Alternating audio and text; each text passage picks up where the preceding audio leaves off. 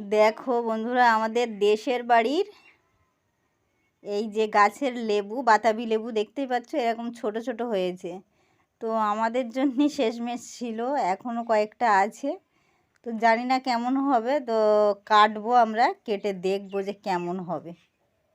এই দেখো লেবু, দেখো তো এখন কাটবো, কেটে দেখবো যে কেমন এর মধ্যে আছে, লাল না সাদা। তো সেটা অবশ্যই তোমাদের কাছে শেয়ার করব। আর এখন দেখো বসে আছি, বিকালবেলা এটা খাবো। এখন বিকালেই বসে আছি অবশ্য। মানে এখন না শর্ট ভিডিও ছাড়া আমি লং ভিডিও একদমই করতে পারছি না।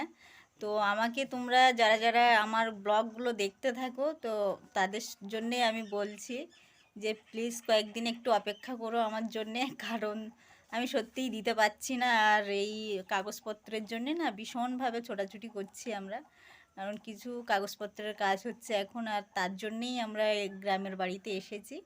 তো ওই জন্যে কাগজপত্র ছোটাছুটি করে করছি। এই বেরিয়ে মানে কাগজপত্র ঠিক করতে গেছিলাম, তো এসেছি, এসে এখন এই দুপুরবেলা খেয়ে বিকাল হয়ে গেছে আর কি। তো এখন এই দেখো গাছের থেকে লেবু আমার ভাগনা পারলো।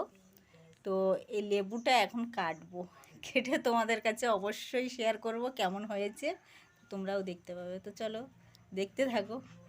তো এই দেখো লেবুটা দেখতে পাচ্ছ কত সুন্দর হয়েছে, এই দেখো একদম ভেতরটা লাল, আর একটু টক আছে, মিষ্টি নেই তেমন। তো এই দেখো লেবু ভীষণ টক। তো ওই জন্যে আর বাচ্চারা তো কেউই খেলো না, আমি একটুখানি খেলাম। আর এই যে রেখে দিয়েছি এটা।